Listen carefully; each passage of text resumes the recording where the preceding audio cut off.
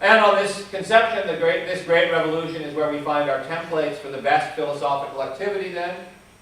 Right? This has been exemplified by some mathematicians, Poincaré and Hilbert, by the philosopher-scientist, as Michael refers to Einstein on the basis of the fact that Einstein is the only person not usually considered an official philosopher for whom there is a Schlitt volume, and by the philosophers who I think are heroes of all present, at least all those present whose views I know, and Russell, Schlitt, Marat, Carnap, etc.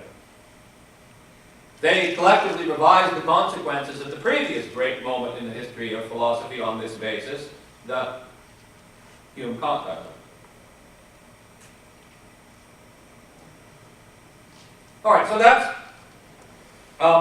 that seems to us to be a not unfair gloss on the very general view that follows from Michael's work on the relationship between philosophy and science. Now, to shift over to help to manage to shift over to our basis, our preferred basis 3, the next few slides provide some quotes from Michael's book on quantum physics.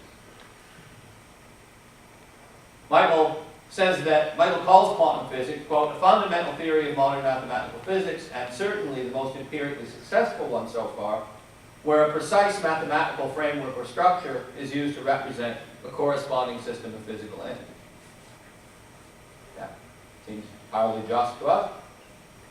But, he says, nevertheless, so despite the fact that it has these properties we would associate with what then ought to be a leading template for reflection for philosophical reflection, a motivator of philosophical activity, right? Our most successful, most empirically successful mathematical physical theory. Nevertheless, says Michael, there remain deep conceptual problems surrounding the foundations of the theory. Now, I'm not going to I don't want to get sidetracked at this point into an argument directly about the nature of the foundations of quantum mechanics, so we're going to say more about that at the very end of the presentation. So I'm going to come back to foundations of quantum mechanics at the end. But just for the moment, interject a critical question, so there's things for us to think about, things for subsequent discussion. It's important to ask just which concepts it is that Michael takes to be problematic.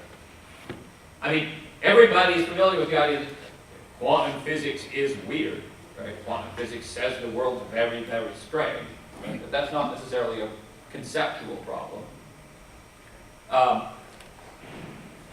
The math works just fine.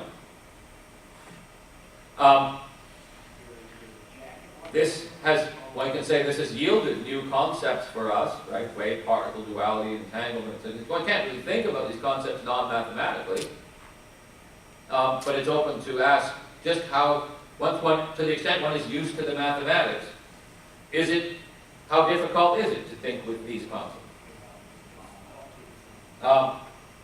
Right? Why are they not, in some sense, fine too? Now, there are answers to those questions, and we're going to engage with those issues. We're not just waving them aside, but this is an important question that needs to be asked when Michael says what he says in the middle bullet. In fairness, I should remind people or tell people who haven't read Michael's book, the discussion of quantum physics from which these quotes are drawn, I've got a few more coming, are only like 3 or 4 pages of the book. So, and they're towards the end of the book. This has to take, is Michael sort of looking forward to other themes that could be developed, greater attention later. So, this isn't, one wouldn't expect all of these issues to be taken up there. These issues in my square bracket. More Michael on quantum physics.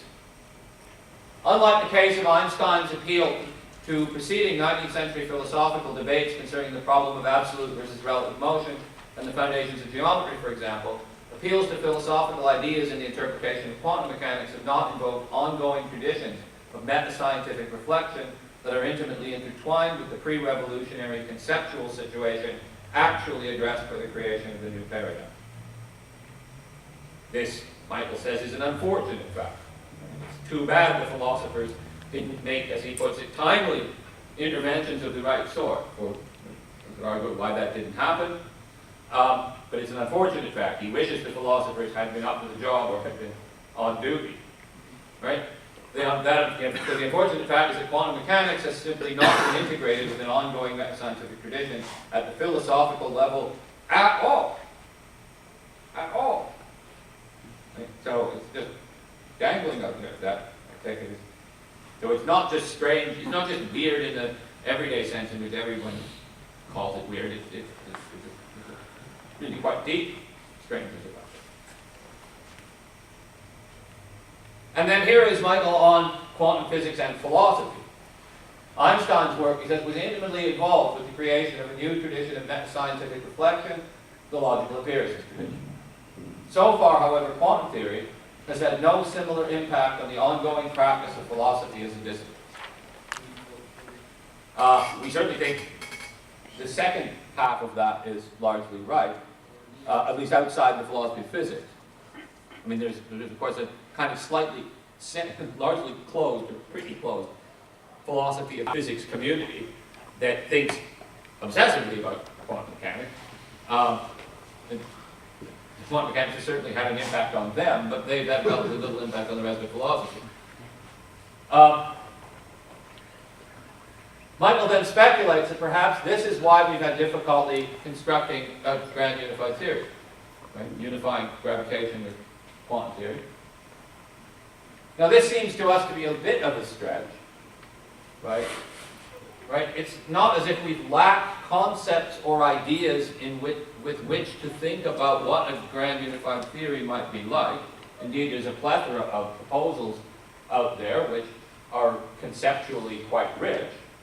Right? There's string theory and M theory. Well, of course, M theory is just a generalization of string theory, but there's also quite different theoretical ideas, loop quantum gravity, causal set theory.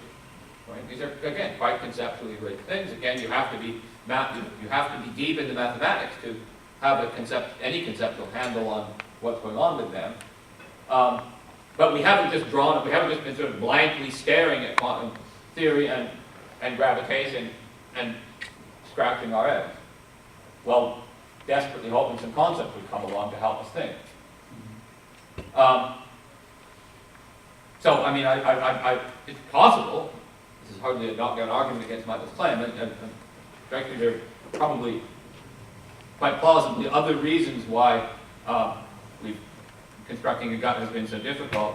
The extreme complexity of the world, probably the main reason. Now, the inductive base, so consider what we've got here by way of a picture. We have reflections on the Great Revolution and reflections on the revolution largely reflections on the Great Revolution with some supporting remarks about Lavoisier and Darwin and so on. And on the basis of that, we have a suggestion about an unfortunate state of affairs that is taken to exist with respect to quantum mechanics, and it might even explain current frustrations in progress of physics. So, Michael's leading case of precedent, which has gone wrong so far then for quantum mechanics, is relativity, or the revolution of the Great Revolution. What are the other data points?